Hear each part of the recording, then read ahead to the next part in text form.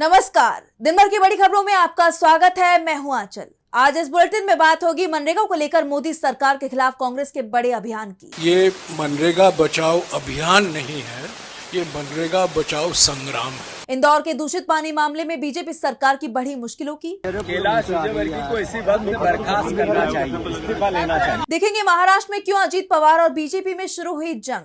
महाराष्ट्र निकाय चुनाव पर क्यों उठने लगे सवाल। जानेंगे वेनेजुएला पर अमेरिका के बड़े हमले को। और बुलेटिन के आखिर में देखेंगे जाने माने कार्टूनिस्ट इरफान की इस खबर पर पड़ी तिरछी नजर। लेकिन दिन भर की तमाम बड़ी खबरों से पहले एक नजर आज की सुर्खियों पर। दिल्ली हिंसा मामले में 5 फरवरी को सुप्रीम कोर्ट सुनाएगा फैसला। शर्जील इमाम, उमर खालिद समेत 7 आरोपियों ने दाखिल की है जमानत याचिका। अमेरिकी सांसदों ने भी की है रिहाई की मांग। छत्तीसगढ़ शराब घोटाले मामले में बेटे चैतन्य की जमानत पर पूर्व सीएम भूपेश बघेल का बयान। कहा, ईडी की साजिश का हुआ पर्दाफाश, कोर्ट को अपने फैसले का करना चाहिए अध्ययन। अजीत पवार के एनसीपी का शरद पवार से विलय हो। संजय राउत ने डिप्टी सीएम को दी महायुति छोड़ने की सलाह। बीजेपी एनसीपी में जारी तनाव के बीच आया बयान। जांच एजेंसियों को समय सीमा तय करना सामान्य नियम नहीं बल्कि अपवाद। सर्वोच्च न्यायालय ने कहा, देरी होने पर ही दखल देगा कोर्ट। इलाहाबाद हाई कोर्ट के एक आदेश की समीक्षा करते हुए की टिप्पणी। उत्तराखंड में अंकिता भंडारी को न्याय दिलाने की मांग को लेकर कांग्रेस की पदयात्रा। पार्टी प्रदेश अध्यक्ष गणेश गोदियाल ने किया नेतृत्व। निष्पक्ष और पारदर्शी न्याय की मांग। ये तो थी सुर्खियां। अब बात आज की सबसे बड़ी खबर की। मनरेगा को लेकर अब कांग्रेस ने सरकार के खिलाफ आर पार की तैयारी कर ली है। पार्टी देशव्यापी मनरेगा बचाओ संग्राम शुरू करने जा रही है, जो 45 दिनों तक चलेगा। पार्टी महासचिव केसी वेणुगोपाल और प्रवक्ता जयराम रमेश ने एक प्रेस कॉन्फ्रेंस कर इस अभियान का रोड मैप शेयर किया। तो क्या है कांग्रेस का प्लान, जानेंगे इस रिपोर्ट में। नरेंद्र मोदी प्रधानमंत्री बने और उसके बाद से ही मनरेगा को कमजोर करने की कोशिश शुरू हो गई और अब इसे खत्म कर दिया गया है। मनरेगा की जगह विकसित भारत जी राम जी कानून लाया गया। लेकिन कांग्रेस ने भी ऐलान कर दिया है कि महात्मा गांधी के नाम चलने वाली मनरेगा योजना को खत्म नहीं होने दिया जाएगा। सरकार को झुकाने के लिए पूरे देश में आंदोलन शुरू किया जाएगा और अब कांग्रेस ने देशव्यापी आंदोलन का बिगुल फूंक दिया है। मनरेगा को बचाने के लिए पूरे देश में 45 दिन तक मनरेगा बचाओ राष्ट्रव्यापी अभियान चलाया जाएगा। पार्टी महासचिव केसी वेणुगोपाल और सांसद जयराम रमेश ने इसे लेकर पूरी जानकारी साझा की है। कहा है कि ये सिर्फ एक अभियान नहीं होगा बल्कि महासंग्राम होगा। ये मनरेगा बचाओ अभियान नहीं है, ये मनरेगा बचाओ संग्राम है। इस शब्द के पीछे बहुत कुछ मायने हैं, आप समझ जाएंगे। ये अभियान सिर्फ तक सीमित नहीं है, ये एक संग्राम है जिसका पहला चरण 8 जनवरी को शुरू होगा और 25 फरवरी तक चलेगा। इस अभियान की शुरुआत 8 फरवरी से होगी। 25 फरवरी तक ये अभियान चलेगा। इस अभियान में 8 फरवरी को सभी राज्यों में प्रदेश स्तरीय बड़ी बैठकें होंगी जिसमें प्रभारी और दिग्गज नेता शामिल होंगे। 10 जनवरी को देश के सभी जिलों में प्रेस कॉन्फ्रेंस कर पंचायती राज खत्म करने की साजिश का पर्दाफाश किया जाएगा। 11 जनवरी को गांधी या अंबेडकर प्रतिमा के समक्ष जिला स्तर पर एक दिवसीय उपवास। 12 से 29 जनवरी तक पंचायत चौपाल का आयोजन कर ग्रामीणों को जागरूक किया जाएगा। कांग्रेस अध्यक्ष मल्लिकार्जुन खड़गे और राहुल गांधी ग्राम प्रधानों को पत्र लिखेंगे। 30 जनवरी से 6 फरवरी तक वार्ड और ब्लॉक स्तर पर कार्यक्रम के बाद जिला कलेक्टर कार्यालयों का घेराव होगा। 7 फरवरी से 25 फरवरी तक विधानसभा और राजभवन के घेराव से लेकर विशाल रैलियों का आयोजन किया जाएगा। 25 फरवरी तक ये अभियान चलेगा। कांग्रेस महासचिव केसी वेणुगोपाल ने इसे लेकर कहा कि मनरेगा से हर साल 5 से 6 करोड़ लोग रोजगार पाते हैं। ये योजना न केवल गरीबों को काम देती है बल्कि ग्रामीण इलाकों से शहरों की ओर होने वाले पलायन को भी रोकती है। इसकी 60% लाभार्थी महिलाएं हैं। विकसित भारत जी राम जी के लागू होने से न्यूनतम मजदूरी का दमन होगा, महिलाओं की भागीदारी में गिरावट आएगी और गांवों की अर्थव्यवस्था कमजोर होगी। और सबसे निंदनीय और शर्मनाक काम तो योजना से महात्मा गांधी का नाम हटाना है। कांग्रेस नेता ने कहा कि मनरेगा में काम तय करने का अधिकार पंचायतों को दिया गया था। विकसित भारत जी राम जी में इसे पंचायत से छीना गया तो ये संविधान में किए गए रोजगार की गारंटी के वादे को खत्म करने जैसा होगा। अगर दिल्ली से ही काम, फंड और रोजगार तय होंगे तो पंचायतें सिर्फ क्लर्क बनकर रह जाएंगी। हम इसे मंजूर नहीं करेंगे, सरकार को झुकाएंगे। तो साफ है कि मनरेगा को लेकर मोदी सरकार के सामने मुश्किलें बढ़ने वाली हैं। कांग्रेस के अभियान ने मोदी सरकार की मुश्किलें बढ़ा दी हैं। तो मुश्किल में एमपी की मोहन यादव सरकार भी है। इंदौर में दूषित पानी पीने से जान जाने के मुद्दे पर विपक्ष और जनता का गुस्सा चरम पर पहुंच गया है। एक तरफ जहां भागीरथपुरा में बीजेपी और कांग्रेस कार्यकर्ताओं में तीखी झड़प देखने को मिली, तो वहीं विपक्ष इस मुद्दे पर कैलाश विजयवर्गीय के इस्तीफे की मांग पर अड़ गया है। तो कैसे इस मुद्दे पर एमपी की सियासत में आया भूचाल, जानेंगे इस रिपोर्ट में। मध्य प्रदेश के इंदौर के भागीरथपुरा इलाके में दूषित पानी के मुद्दे पर कांग्रेस और बीजेपी कार्यकर्ता आमने सामने आ गए। दरअसल दूषित पानी पीने से जान गंवाने वालों की संख्या 16 तक पहुंचने के बाद अब जनता का गुस्सा फूट पड़ा और इसलिए दोनों ही पार्टियों के कार्यकर्ताओं के बीच सड़क पर संग्राम देखने को मिला और कांग्रेस और बीजेपी के बीच सड़क पर संग्राम छिड़ गया। एक तरफ बीजेपी कार्यकर्ता बाहरी लोग वापस जाओ के नारे लगा रहे थे, तो दूसरी तरफ कांग्रेसी घंटा पार्टी मुर्दाबाद के नारों के साथ विरोध प्रदर्शन कर रहे थे। हालात इतने तनावपूर्ण हो गए कि पुलिस को स्थिति संभालने के लिए कड़ी मशक्कत करनी पड़ी। मध्य प्रदेश कांग्रेस ने इस घटना पर तीखी प्रतिक्रिया देते हुए कैलाश विजयवर्गीय पर गुंडाई करने और सच छुपाने का आरोप लगाया। लोगों की नाराजगी का अंदाजा इसी से लगाया जा सकता है कि स्थानीय निवासियों ने कैबिनेट मंत्री कैलाश विजयवर्गीय के बेटे को घेर लिया। आक्रोशित लोगों ने उनसे सीधा सवाल किया कि क्या आप ये दूषित पानी पी सकते हैं? आपके लिए तो बिस्लेरी आएगी और हमारे बच्चों का क्या? मामले की गंभीरता को देखते हुए मुख्यमंत्री मोहन यादव ने कड़ी निंदा की है। उन्होंने सोशल मीडिया पर साफ किया कि लापरवाही बर्दाश्त नहीं होगी। कार्रवाई करते हुए नगर निगम के अतिरिक्त आयुक्त रोहित सिसोनिया और पीएचई के संजीव श्रीवास्तव को निलंबित कर दिया गया है, जबकि निगम आयुक्त दिलीप कुमार यादव को हटाने के निर्देश दिए गए हैं। लेकिन कांग्रेस इस आश्वासन से संतुष्ट नहीं है। पार्टी ने कैलाश विजयवर्गीय के इस्तीफे को लेकर मोर्चा खोल दिया है। जहां एक तरफ दिग्विजय सिंह ने इसे निंदनीय बताया है, तो कांग्रेस प्रदेश अध्यक्ष जीतू पटवारी ने सीधे कैलाश विजयवर्गीय के इस्तीफे और महापौर पर एफआईआर की मांग की है। मोहन यादव जी की रीढ़ की हड्डी है, तो उन्होंने कैलाश विजयवर्गीय को इसी वक्त में बर्खास्त करना चाहिए, इस्तीफा लेना चाहिए। पटवारी ने चेतावनी दी है कि यदि मांगे पूरी नहीं हुई तो 11 जनवरी को इंदौर में कांग्रेस का जंगी आंदोलन होगा। एमपी की सियासत में उबाल देखा जा रहा है, तो महाराष्ट्र की सियासत भी गरमाई हुई है। सत्तारूढ़ एनडीए गठबंधन में फूट पड़ गई है। सहयोगी खुलेआम एक दूसरे पर निशाना साध रहे हैं। एनसीपी प्रमुख अजीत पवार को तो बीजेपी ने यहां तक कह दिया कि पहले अपने गिरेबान में झांक ले। वहीं अजीत पवार ने भी बीजेपी पर गंभीर आरोप लगाए हैं। तो क्यों बीजेपी पर भड़के अजीत पवार और क्या है पूरा मामला, जानने के लिए देखिए ये रिपोर्ट। महाराष्ट्र में बीएमसी चुनाव से पहले सत्तारूढ़ गठबंधन यानी एनडीए में बड़ी दरार पड़ गई है। बीजेपी और एनसीपी आमने सामने नजर आ रहे हैं। एनसीपी प्रमुख अजीत पवार अपने ही सहयोगी पर बुरी तरह बरस पड़े। उन्होंने पिंपरी चिंचवड़ महानगर पालिका में भ्रष्टाचार और हफ्ता वसूली को लेकर बीजेपी पर गंभीर आरोप लगाए। साथ ही बीजेपी नेता मुरलीधर मोहोल के आरोप पर पलटवार करते हुए बीजेपी को आईना दिखा दिया। उन्होंने कहा, जिन लोगों ने कभी मुझ पर 70,000 करोड़ के सिंचाई घोटाले जैसे आरोप लगाए थे, वही लोग आज हमारे साथ सत्ता में हैं। सिर्फ आरोप लगने से कोई व्यक्ति दोषी नहीं हो जाता जब तक अदालत में अपराध साबित न हो जाए। दरअसल मोहोल ने पुणे नगर निगम चुनावों को लेकर सवाल उठाया था कि एनसीपी ऐसे उम्मीदवारों को टिकट क्यों दे रही है जिन पर आपराधिक मामले दर्ज हैं। जिसके बाद एनसीपी और बीजेपी में आरोप प्रत्यारोप का सिलसिला शुरू हो गया और अब बीजेपी ने प्रेस कॉन्फ्रेंस कर अजीत पवार पर हमला बोला है। बीजेपी के प्रदेश अध्यक्ष रविंद्र चव्हाण ने कहा, अजीत पवार ने यह बयान चुनाव के चलते दिया है। मुझे ऐसा लगता है कि उन्हें अपने गिरेबान में झांक कर देखना चाहिए। सच कहूं तो आरोप प्रत्यारोप कैसे किए जाने चाहिए ये तय करना चाहिए। अगर हम आरोप लगाने लग गए तो उनके लिए मुश्किलें खड़ी हो जाएंगी। इस बात की सावधानी उन्हें बरतनी चाहिए।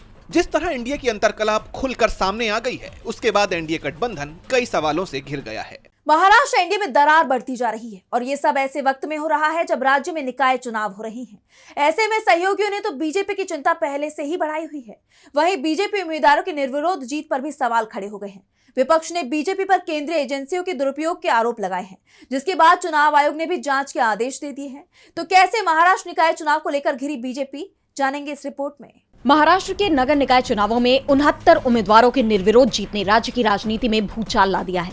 इतनी बड़ी संख्या में बिना मुकाबले मिली जीत पर सवाल उठाते हुए अब राज्य चुनाव आयोग ने इस जीत की राज्यव्यापी जांच के आदेश दे दिए हैं। आयोग ने स्पष्ट किया है कि जब तक जांच पूरी नहीं होती, इन नतीजों की आधिकारिक घोषणा नहीं की जाएगी। इस जीत पर कांग्रेस, आम आदमी पार्टी और शिवसेना यूबीटी जैसे विपक्षी दलों ने आरोप लगाया है कि सत्तारूढ़ महायुति गठबंधन ने सत्ता और पुलिस तंत्र का गलत इस्तेमाल कर उनके उम्मीदवारों को नामांकन वापस लेने के लिए डराया, धमकाया या लालच देने का काम किया। आंकड़ों के मुताबिक इन 69 सीटों में 68 सीटें महायुति के खाते में गई हैं, जिनमें बीजेपी के खाते में 44 सीटें गई हैं, जबकि शिवसेना को 22 सीटें मिली हैं। वहीं राकांपा को 2 सीटों पर जीत मिली है और सबसे ज्यादा विवाद कल्याण डोंबिवली की 22 सीटों और जलगांव की 12 सीटों को लेकर छिड़ा हुआ है। इस पूरे घटनाक्रम पर शिवसेना यूबीटी के सांसद संजय राउत का तीखा बयान सामने आया है। उन्होंने कहा कि देश के चुनावी इतिहास में ऐसा पहले कभी नहीं हुआ। महाराष्ट्र में पैसे की ताकत और साम दाम दंड भेद से विरोधियों को नामांकन वापस लेने पर मजबूर किया गया। क्या कभी 64 या 69 उम्मीदवार निर्विरोध चुने गए हैं? मुंबई, ठाणे और जलगांव में ये कैसा ट्रेंड है? पैसे की ताकत, साम दाम दंड भेद की ताकत से जो विरोधी उम्मीदवार है उनको उनका नॉमिनेशन पीछे लेने के लिए बाध्य किया गया। 64 लोग निर्विरोध कभी चुनकर आए हैं क्या? इस मामले को लेकर चुनाव आयोग ने जिला कलेक्टरों और पुलिस कमिश्नरों से विस्तृत रिपोर्ट मांगी है। मुंबई के कोलाबा जैसे क्षेत्रों में सीसीटीवी फुटेज की भी जांच की जा रही है। हालांकि नियमों को देखें तो नामांकन वापसी का समय बीत चुका है, इसलिए नए पर्चे दाखिल नहीं हो सकते। लेकिन अगर जांच में धांधली साबित हुई तो चुनाव की प्रक्रिया को रद्द कर नए सिरे से इसे शुरू किया जा सकता है, जो महायुति के लिए बहुत बड़ा झटका साबित हो सकता है। वहीं इन 29 नगर निगमों के लिए 15 जनवरी को वोटिंग होनी है, जिसके नतीजे 16 जनवरी को सामने आएंगे। महाराष्ट्र में चुनावी सरगर्मियां तेज हैं, तो असम में भी विधानसभा चुनाव की तैयारियां शुरू हो गई हैं। आरोप प्रत्यारोप के सिलसिलों के बीच कांग्रेस सांसद गौरव गोगोई ने बीजेपी सरकार पर बड़ा हमला बोला है। उन्होंने कहा कि इस बार का चुनाव पार्टी बनाम पार्टी नहीं बल्कि जनता बनाम राजा का होने वाला है। तो और क्या कुछ कहना है गौरव गोगोई का और क्या है ये पूरी खबर, जानने के लिए देखिए ये रिपोर्ट। असम में विधानसभा चुनावों की आहट के साथ ही सियासी पारा चढ़ गया है। कांग्रेस सांसद और लोकसभा में उपनेता गौरव गोगोई ने मुख्यमंत्री हिमंता बिस्वा शर्मा और पूरी बीजेपी पर तीखा हमला बोला है। डिब्रूगढ़ में एक जनसम्मेलन को संबोधित करते हुए गौरव गोगोई ने असम चुनाव को जनता बनाम राजा की लड़ाई करार दे दिया। गौरव गोगोई ने बीजेपी पर लोकतंत्र को कमजोर करने का आरोप लगाते हुए कहा कि राज्य में इस वक्त तानाशाही जैसा माहौल है। दिल्ली में एक महाराजा बैठा है और उन्होंने हर राज्य में एक छोटा राजा बिठा रखा है। नागरिकों से सवाल पूछने और आलोचना करने का अधिकार छीना जा रहा है, जबकि लोकतंत्र में यह सबसे अहम होता है। इस बार की लड़ाई जनता बनाम राजा की होने वाली है। अपना हमला जारी रखते हुए गोगोई ने सरकार की योजनाओं को चुनावी लालच बताते हुए कहा कि सरकार जनता को सशक्त बनाने की बजाय उन्हें शर्तों में बांध रही है। उन्होंने आरोप लगाया कि सरकारी लाभ पाने के लिए लोगों पर विपक्ष की बैठकों में ना जाने और सरकार के खिलाफ ना बोलने का दबाव बनाया जा रहा है। ये सत्ता का अहंकार है। बीजेपी पर विभाजनकारी राजनीति का आरोप लगाते हुए गोगोई ने कहा कि जब भी लोग एकजुट होते हैं, सरकार उन्हें धर्म, भाषा और जाति जैसे बोडो अहोम मिसिंग के नाम पर बांटने लगती है। उन्होंने दावा किया कि विकास के मामले में असम पिछड़ रहा है, जबकि मुख्यमंत्री की निजी संपत्ति बढ़ रही है। गोगोई ने साफ किया कि आगामी चुनाव महज पार्टी बनाम पार्टी नहीं बल्कि जनता बनाम राजा की लड़ाई है। उन्होंने सभी विपक्षी पार्टियों से एकजुट होने की अपील करते हुए कहा कि अगर राज्य की जनता सतर्क और एकजुट हो जाए तो वो इन नेताओं को सत्ता से उखाड़ फेंकने की ताकत रखती है।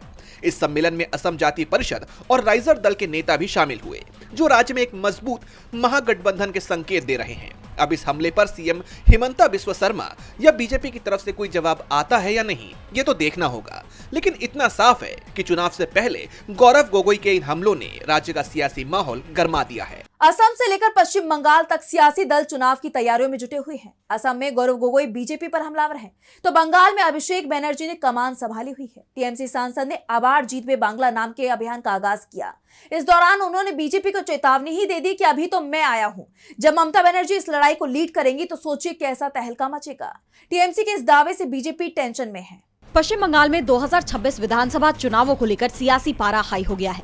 टीएमसी के राष्ट्रीय महासचिव और डायमंड हार्बर से सांसद अभिषेक बनर्जी ने दक्षिण 24 परगना के बरुईपुर से अपने व्यापक राज्यव्यापी अभियान अबार जितवे बांग्ला यानी बंगाल फिर जीतेगा का आगाज किया। 1 महीने तक चलने वाली इस यात्रा का पूरा फोकस विधानसभा चुनाव पर होगा। इसके पहले दिन अभिषेक बनर्जी ने बीजेपी पर जमकर निशाना साधा तो साथ ही बड़ी चेतावनी भी दे दी। अभियान की शुरुआत करते हुए अभिषेक बनर्जी ने कहा कि अभी तो मैं सबसे आगे चल रहा हूँ, सोचिए जब खुद ममता दीदी इस लड़ाई को लीड करेंगी तो क्या तहलका मचेगा। इस दौरान अभिषेक बनर्जी ने सरकार पर आर्थिक भेदभाव का आरोप भी लगाया। उन्होंने कहा कि पिछले 5 सालों से बीजेपी सरकार ने मनरेगा का भुगतान रोक रखा है। बंगाल में बीजेपी की हार का बदला राज्य की जनता से लिया जा रहा है और विकास के पैसे रोके जा रहे हैं। कि 100 दिन का जो काम है मनरेगा, इसका 5 साल से पेमेंट ये बीजेपी सरकार ने बंद करके रखा है। बनर्जी ने अपना हमला जारी रखते हुए कहा कि बंगाल में बीजेपी हारी तो उसने बंगाल के सभी पैसे बंद कर दिए। कि बंगाल में बीजेपी हारी तो बंगाल के सारे पैसे बंद।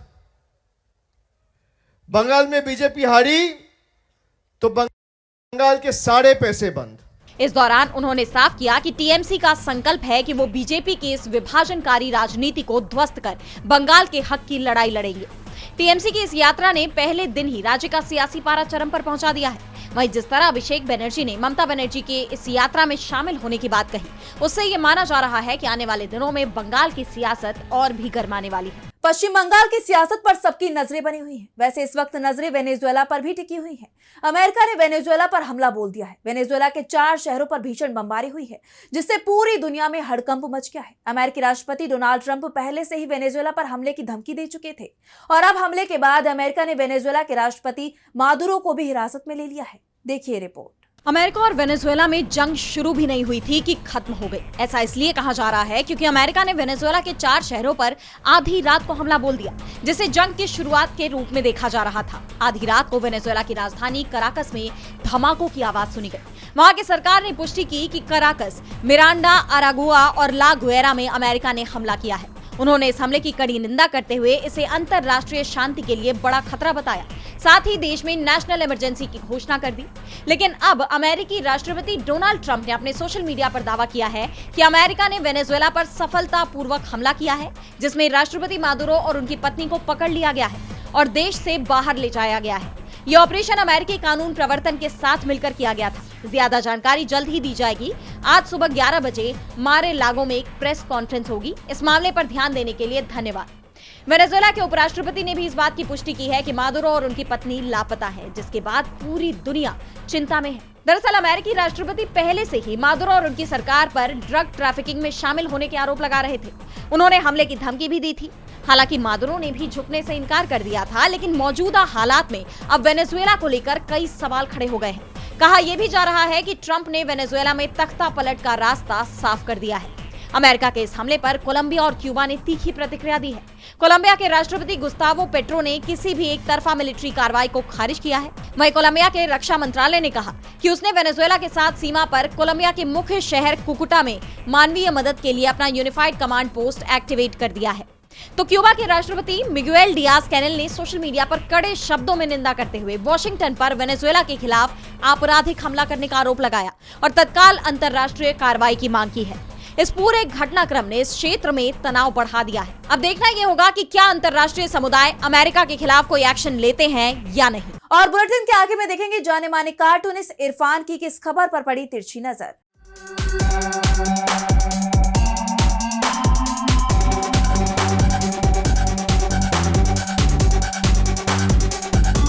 बीजेपी के मुखर नेता संजीव सोम पिछले कई दिनों से बॉलीवुड के सुपरस्टार शाहरुख खान के खिलाफ अपनी मुहिम चला रहे थे और कह रहे थे कि वो गद्दार हैं। उन्होंने बांग्लादेश के एक खिलाड़ी को अपनी केकेआर टीम का हिस्सा बना लिया है।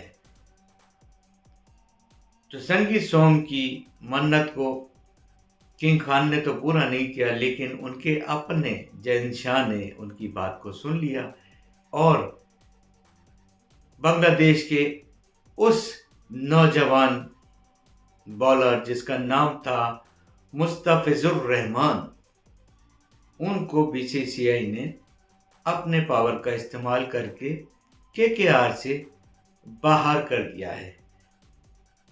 अब बहुत अच्छी बात है।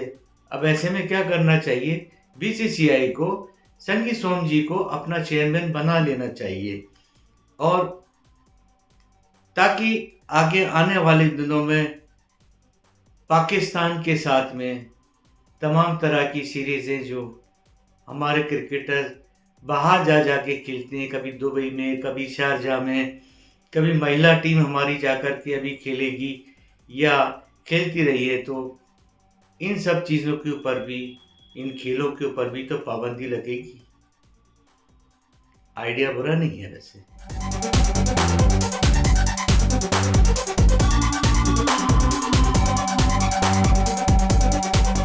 बहुत बहुत शुक्रिया इरफान जी। तो आज इस बुलेटिन में बस इतना ही। आप देखते रहिए डीवी लाइव। नमस्कार।